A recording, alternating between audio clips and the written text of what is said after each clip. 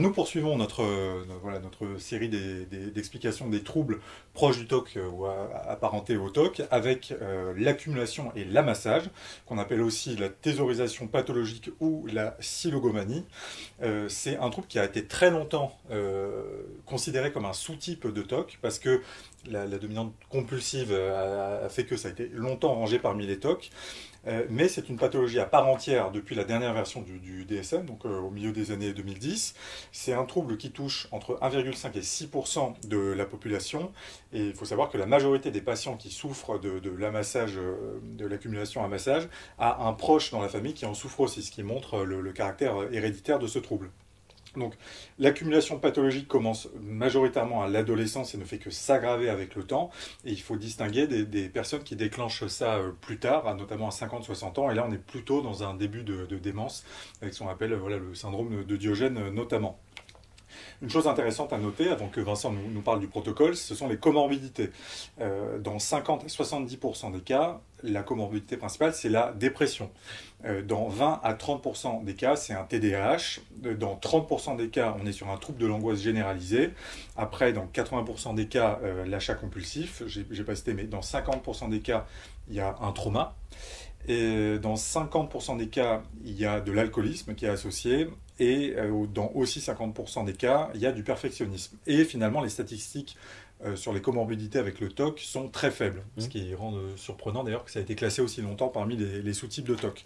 Et donc, face à cette accumulation pathologique, comment on s'en sort?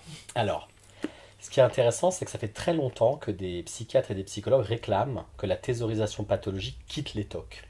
Pendant des décennies, on prenait les TOC et comme on les classait dans les TOC, forcément on avait des études qui montraient que les gens qui amassent, ils ont une comorbidité de 12 à 56% avec les TOC, 12 à 56, du simple au quadruple. Parce qu'en fait, c'était considéré comme un TOC, donc c'était pas bon au niveau de la définition. Et il y a des gens qui ont dit, mais attendez, ça résiste aux antidépresseurs, la technique pour les TOC ça marche pas, ils n'ont pas d'obsession, ils ont quand même des problèmes d'organisation, de planification, des problèmes de mémorisation. Il n'y a pas de catastrophe derrière, ça n'a rien à foutre dans les TOC. Et à force, ils ont réussi à obtenir que ça quitte le TOC et que ça soit considéré comme proche des TOC. La notion de compulsion, ce ne sont pas des gens qui compulsent, ce sont des gens qui n'arrivent pas à jeter, ce qui est très différent. Et après, il y en a plein qui récupèrent des machins, des dépliants, des trucs, ils adorent récupérer des trucs partout. Pas parce qu'ils sont angoissés, parce qu'ils se disent qu'il y a sûrement une information capitale dedans. Et quand tu regardes les bouquins, parce qu'en France, il n'y a pas grand-chose. Oh si, il y a un livre en France, c'est Bibi qui l'a fait l'année dernière, parce qu'on n'avait rien. Et en fait, quand tu regardes les protocoles américains, il y a plus de 30 ans de protocoles américains, ils disent, on a une pathologie qui repose sur une ribambelle d'autres pathologies. Et c'est ça qui est intéressant dans le protocole, c'est que le protocole va être dépendant de la maladie que tu as. Les patients dépressifs, ils accumulent et ils amassent principalement parce qu'ils sont trop déprimés pour ranger. Ça, c'est un truc de patient dépressif. Et quand tu n'as pas rangé ta maison pendant des mois et des mois, à la fin, comme il y en a partout, tu ranges plus. Et quand tu dois t'y mettre, tu te dis, ouah, j'en ai pour 250 heures. Donc qu'est-ce que tu fais? Tu ranges pas. Donc du coup, c'est à se demander si ces gens-là, ils ne sont pas dépressifs depuis l'adolescence. Et c'est cette dépression qui a provoqué qu'ils n'ont jamais rangé les affaires. Il y a des patients dépressifs qui te disent aussi que comme ils ne sont pas bien, les objets, ça les réconforte. C'est comme un peu des amis imaginaires. Tu sais, comme les enfants qui donnent des prénoms à leurs peluches. Ne mens pas, tu le faisais, moi aussi. Et il y a des personnes qui te disent aussi que dans la dépression, oui, mais là, il y a tous les livres de leur grand-mère, et jeter les livres de grand-mère, c'est tuer mamie une deuxième fois. Donc il y a vraiment du deuil pathologique aussi. Ils reprennent des vieilles cartes postales. Ah, je me rappelle, on avait 12 ans, on était parti en Hollande. Ah, ça me rappelle plein de souvenirs. Ah, puis c'est là où mon grand-père a développé son cancer. Sans qu'il y ait un truc super dépressif derrière. Jeter un objet, c'est tuer quelqu'un. Jeter un objet, c'est perdre le souvenir définitivement. Ça, c'est la partie dépressive, la partie trauma. De l'autre côté, la partie anxieuse. On est sur un deuxième profil. La partie anxieuse, c'est « Ah là là, cette information est capitale, il ne faudrait pas qu'on me la réclame dans 10 ans. » Et là, c'est très proche du trouble d'anxiété généralisée. Il faut conserver tous les bulletins de salaire, tous les papiers de banque, une ordonnance d'il y a 15 ans pour un médicament qui n'existe plus. Ah mais si un jour j'ai la même conjonctivite virale, peut-être que ça serait bien que je dise au médecin « Mais en 1985, j'ai vu tel médicament. » Parce que tout peut être un problème. Ça ressemble déjà plus au TOC. Mais bon, c'est quand même plus TAG que TOC. On a un troisième profil, qui est le profil ultra curieux, ultra passionné. Ce sont des gens qui te disent que tout peut être une nouvelle passion. Une table cassée, c'est pas grave. Ils vont la briquer, la poncer, la remettre avec des petites mosaïques. Donc elle est dans un coin. Elle est pétée, ça fait 15 ans qu'elle est pétée, mais on va pas jeter. Un bout de ficelle, ça peut toujours servir. Un matelas déchiré en deux, oui mais les ressorts, j'en ferai un truc un jour. Et là, on est vraiment sur un truc où pourquoi jeter puisque je vais en avoir besoin. Mais d'ici à ce que tu en aies besoin, ça s'accumule partout. Ce bouquin, je le lirai un jour. Ah, cette recette, pourquoi pas? Là, tu n'es pas dans l'angoisse de perdre une information capitale, tu n'es pas dans un truc dépressif nostalgique, tu es sur des gens qui sont curieux, inventeurs, passionnels, manuels, et qui ne voient pas pourquoi ils le jetteraient. Ils ont 200 partitions de piano de leur arrière-grand-mère, mais peut-être qu'à la retraite, ils feront du piano. C'est trop con de le jeter. Ou alors, tant que j'ai pas trouvé quelqu'un à qui je vais le donner, je ne le jette pas. Il y a des gens qui ont cette notion que l'argent, ça coûte cher, que les objets, ça coûte cher. On ne le jette pas. On trouvera quelqu'un, on le donnera à une association. Ça peut s'accumuler pendant des années. Mais ces gens souffrent de ça? Parce que là, tel que tu Bah, le ils ne présentes... souffrent pas tant qu'on les emmerde pas. C'est qu'en fait, la majorité des gens, ils vivent très bien dans leur bordel, entre guillemets. Bordel, entre guillemets, selon la famille. Parce qu'eux ne trouvent pas que c'est du bordel. Eux, ce sont leurs possessions, c'est leurs affaires. Parfois, ils peuvent dire, c'est embêtant parce que je ne trouve pas mes affaires. J'ai déjà acheté 5 économes pour éplucher les carottes. Ça fait 3 fois que j'achète le livre de Vincent Tribou. Et je ne le retrouve pas parce qu'il est quelque part. C'est ça qui les dérange, ne pas retrouver les affaires. Mais eux, ils sont contents de leurs affaires. C'est leurs affaires. C'est la famille qui arrive en disant ah, tu fais chier papa et ton bordel. Mais eux ne souffrent pas. Tu vois? Donc c'est plus difficile quand tu habites en couple. On a un autre profil qui est le profil les objets ont une valeur intrinsèque. C'est que cet objet, il n'est pas vraiment pareil que l'autre. Et tu peux avoir 500 boîtes chez toi, elles sont toutes différentes. Parce qu'il y a une valeur émotionnelle attachée à chacune? Il peut y avoir un truc émotionnel, mais c'est comme les adolescents qui collectionnent les canettes de Coca. Il y a une canette allemande, américaine, il y a la version black, la version coffee, la version machin, et elles sont toutes différentes. Puis regardez, elle est un petit peu rouge, et puis là sur le Red Bull, il y a un petit taureau, puis il y avait une édition bleue arc-en-ciel. Elles sont toutes différentes, et elles sont toutes rares. Et là, on est sur le critère esthétique. Il y a des gens qui te diront, bah moi ça m'embête parce que elles sont atypiques. Et là, comme si c'était proche de la collection, toi, mais c'est pas vraiment de la collection. Et il y a des patients qui te diront simplement qu'ils n'arrivent pas à jeter parce qu'ils n'arrivent pas à savoir sur quels critères on jette.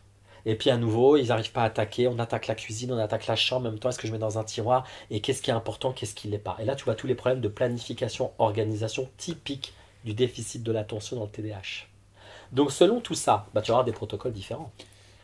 Et là, ce qui va vraiment nous intéresser, c'est que sur la partie dépressive, est-ce qu'on a besoin ou pas d'un antidépresseur? Sur la partie TDAH, est-ce qu'on a besoin d'avoir les médicaments pour? Sur la partie trauma, c'est quoi le trauma qui aurait pu provoquer que tu as absolument besoin d'avoir cette carapace d'objets pour protéger, qu'il y a des murs pour te protéger? Sur la partie passionnelle, bah, c'est bien de dire aux gens, excusez-moi, mais vous ne pouvez pas faire du piano, du tuba, du saxophone, visiter la Hollande, apprendre le japonais, le sanskrit, l'hébreu et l'italien. Il y a un moment, il va falloir faire des choix. Surtout qu'ils ne savent même pas où est la méthode d'italien parce qu'elle est perdue quelque part. Donc il faut faire des choix. Et tu reprends tout ça, les Américains ont dit ok, on va inventer 2 échelles. La première échelle, c'est l'échelle d'utilité. Donc tu vas attaquer une pièce, tu vas attaquer ce bout du canapé où il y a plein de trucs, tu vas prendre un objet. Cet objet est-il utile de 0 à 5? De 0 à 5, tu jettes. De 6 à 10, tu gardes. Si tu as déjà 5 économes, tu gardes le plus intéressant, celui qui est en bon état et qui est pratique. Celui qui est pété, tu jettes. Ah mais je le ferai réparer un jour. Ça fait 12 ans qu'il devait être réparé. Vous ne savez même pas où vous l'avez mis. Vous ne le ferez jamais réparer. Vous en gardez un seul. Tu as 15 pulls noirs de la même taille. Tous ceux qui sont abîmés, tu les fais réparer ou tu les donnes, mais tu n'en gardes pas 15. Tu as 37 paires de pompes. Si tu ne les utilises pas tous les jours, tu t'en débarrasses. Les vêtements dans lesquels tu rentres plus, désolé, ils ne sont pas à 8, ils sont à 4. Tous les objets importants, les photos de grand-mère et compagnie. Une photo qui génère de la tristesse, désolé, elle n'est pas intéressante. On doit s'en débarrasser. Les objets, les vêtements des grands-parents, de ta arrière-grand-mère, de ta tante et compagnie, de ton meilleur pote que tu n'as pas revu, qui est mort d'un accident de voiture, ça génère de la tristesse, tu ne gardes pas. Les photos les plus belles, on les garde. Les photos un peu modérées, on les jette. On est sur l'échelle là, dite d'attachement émotionnel, pareil. 1 à 5, c'est modéré, c'est médiocre. 6 à 10, on garde. Ce qui fait que du coup, tu gardes que le caviar du caviar, en termes d'utilité, en termes de pratique, en termes de pas casser, puis en termes simplement d'attachement. Et là, c'est beaucoup plus simple pour avoir des techniques pour pouvoir jeter. Donc les 2 échelles sont très pratiques. Après, c'est comment tu attaques. On attaque quelle pièce d'abord? Là, les Américains disent, vous mettez des sacs par terre. Vous mettez un sac je garde, un sac je donne, je recycle, un sac je jette. Et à chaque fois que vous trouvez un objet, bah, vous mettez dans le sac. Et donc forcément, il va y avoir un sac avec tout ce que tu gardes, un sac avec ce que tu donnes, un sac avec ce que tu jettes, et tu vas faire les pièces les unes après les autres. Tu vas donc avoir une ribambelle de sacs à garder. Et une fois que tu as tout ton appartement qui est dans les sacs, bah, tu vas choisir que telle étagère c'est pour l'administratif, ça c'est pour les romans, ça c'est pour les CD, ça c'est pour les épices du croc, ça c'est pour machin, et tu vas ouvrir ton sac, et tout ce qui doit aller à cet endroit, tu le remets là. Et tout ce qui doit aller là, tu le mets là. Et tu mets tous les livres avec les livres, tu mets tous les CD avec les CD, tous les livres d'histoire géo avec les livres d'histoire géo. par famille. Il n'y a pas un CD là, un CD là, un CD là et un CD là. Tu ne peux pas avoir une famille éclatée dans 40 endroits de ton appart. Ils sont tous au même endroit.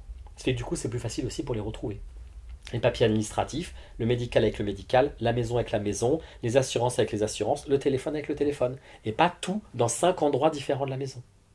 Donc c'est ça qui est intéressant. 2 échelles pour faire le choix je garde, je jette. Tous les objets gardés sont mis dans des sacs. Tout ce qui est jeté, recyclé, à donner dans d'autres. Ça dégage. Et après, on réattribue la même famille d'objets à un endroit. Et le dernier point, c'est que toutes les semaines, il doit y avoir du rangement. Les tables basses, les commodes, machin, ça dégueule au bout de 3-4 jours. Il faut toujours que tu ranges parce que si tu as un déficit de l'attention, forcément tu t'en rends pas compte, tu poses. Les gens ne savent même pas, ils disent oh j'ai mis mes clés là. Ils cherchent leur chargeur de téléphone pendant 3 heures, ils ne savent pas où ils l'ont mis. Le chargeur de téléphone il est toujours dans la prise. Ou alors tous les 3-4 jours, tu fais ton tour de rangement et tout ce qui est sorti de tes poches, tout ce qui est arrivé dans la boîte aux lettres, tout ce qui est arrivé du Franprix, tu le redispatches, ça à tel endroit, ça à tel endroit. Tu as écouté un CD, tu le remets dans la boîte. Le bouquin, il est sur la table de nuit. Et ça, forcément, c'est pas dans un mois, c'est tous les 3-4 jours. Et là, ce qu'on appelle le maintien de l'appartement. Donc là, les Américains ont été très malins par rapport à ça.